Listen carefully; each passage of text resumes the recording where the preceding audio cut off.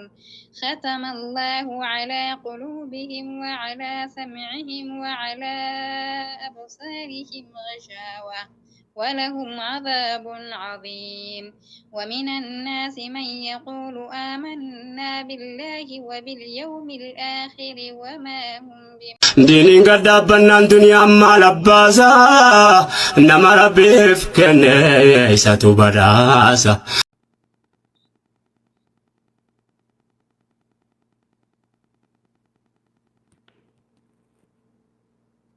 بسم الله الحمد لله السلام عليكم ورحمة الله وبركاته كبجمتوتا جالتمتوتا هردفتوتا كنا أكمي نجاح يا كيساني جرتو أنا جاجر الحمد لله أرى فيديو قبابدو كبدي سيني دوفين زرا كوباك ين دوفني كيسما أجايبا وي كبدي سيني دوفي كيسما سنة كان جالتني فيها كان كبجان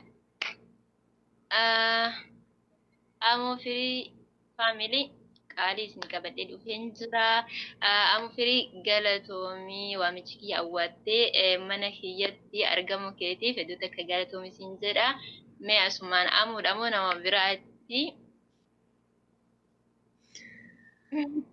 بسم الله الحمد لله السلام عليكم ورحمة الله وبركاته كبجمتوتا فجالتمتوتا أردفتوتا بليان وروتا سجليه إن كان أجيتن أردفتوتا صادو شويتين حنجفة بجرب بجراتي ساعتي كنا نسينجي سنين جدا إيجا صادو شو هرّا ما نوفيت التنا أفرت جرتي أنا اللي موتيجا أيام تسين أيامتي أواد إدوكيتلا mana kan kee bareedaa kabajamaa sabskraayibii 100 fi homa baattee 200 ga'u kaate inshallah rabbiin achiin si haa ga'u mana guddaa mana bareedaa kanatti na affeeruu keetiif galatoomi siin jedha anillee hamma dandeen waan ajajame yookaan waan gaafatame waan ajajame raawwachuuf yookaan gaafii gaafatame deebisuuf qophii. Hayyee galatoomii atillee irra deebi'ee waamichi kiyya awwaattee dhufuu fi inshallah kuma dhibballee numa geenna takka jaallama jedhanii bakka guddaa numa geenna inshallah abdii kutachuu yoo baanne yaani abdii qabaannaan sannoo qabaannaan inuma geenna sanis addaa miti ka geennu immoo hordoftoota keenya wajjin uummata Oromoo qaqqaalii wajjini akkasuma uummanni Oromoo hamilee nuti taatanii jajjabeessisanii akka bakka guddaan nu geettan immoo abdii qabna. Waan beeknu walirraa baranna waan hin beekne wal barsiifna akkanuma akkana lekkee jirta akka jaabeetitti.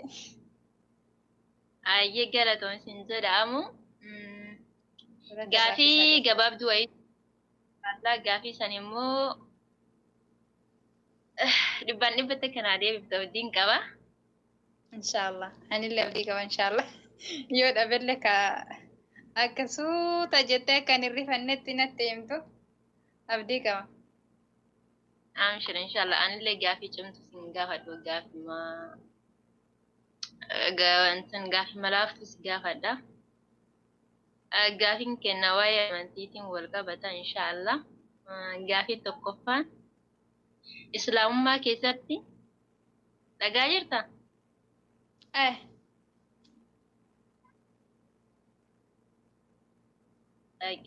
Islaamummaa keessatti sahaabatiif assalaamu alaykum wa rahmatullahi wa barakatuhu jedhe eenyu jedhama?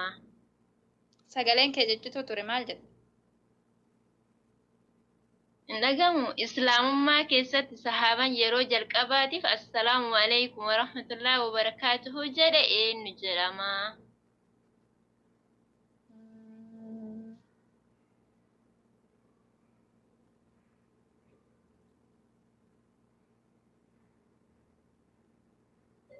Itaati qabda yoo dhabde. Maal qaxxama? Gizee dhabde sitti himata. Abi Zarri radiyallahu anhu. Maashallah tabarakallah. Deebiin sirriidha. Abu Zarri deebiftee jirta. Gaafii lammaffaa. Ambasaadarri duraa yookaan jalqabaa islaamummaa keessatti eenyunni?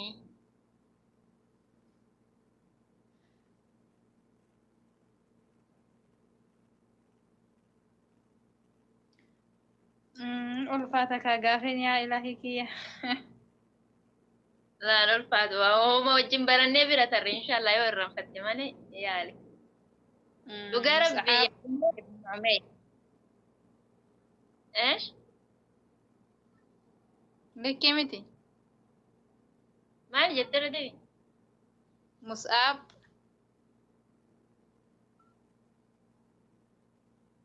يا أرقد ابن عمير. ونندو غنغرو باتي. أرقد ليه؟ لها جالته أحسنت جت ترى. أحسنت والله أحسنت. أيوة يا أمينة أحسن. يو استغفر الله. يلا. في جرامتي لما نجاحت. قافت ذاك تدين ها. طيب أبان قدان كسبب إسات أرشين رحمن سجو تئين جرامة بسم الله الرحمن الرحيم. إن نتيم ما نتيم أردفتوني كأن نتي همامي sahaban guddichi لا kan sababa sababa إيش sababa maal jetta yuusa سبب إسات أرشين رحمن سجو تئين جرامة inni maal ta'an قافني دوها akkas jedhee إيش سبب دو إسات أردين رحمن سجو تئين جرامة ما أرجل كبرامو لأن نجيني hin dhageenye eenyunnire Umari لا maal qaxxaama chaansii takka qabda dhugaa qaxxaamu barbaadeeti kalas Sa'ad ibn Mu'aaz garuu ishmaa deebifte ani deebiifannoo yoo si qaxxa'u qophaa'ee taa'u jira waan na qaxxoodda ayuma san sitti hima maa inni sila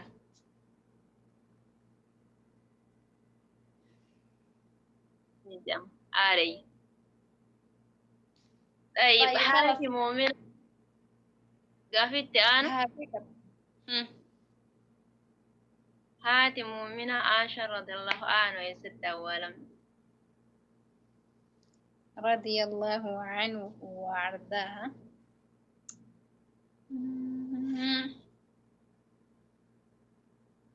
مدينة لا لا خلاص ما القطع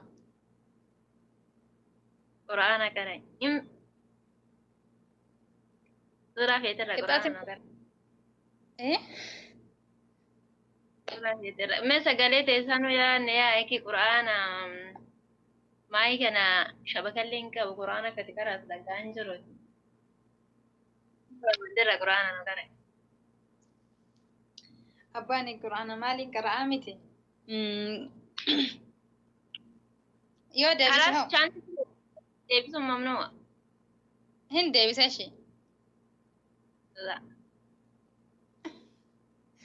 ليش مالف ما تكتي ما جدي ما برلا من جن يروس ديالون دندامي لا خلاص إلا رومي دقيقة كيلو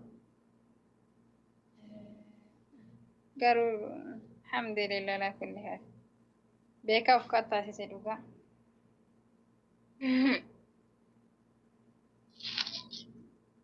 جيت بكا فدا كراموكا إيه والله بكون هيك قال سورة بربادر ما شاء الله أي والله جت سنة ما شاء الله إيه يعني ما سنا جو فرق ما شاء الله أنا تتلاتي كان اللي يلا تبارك الله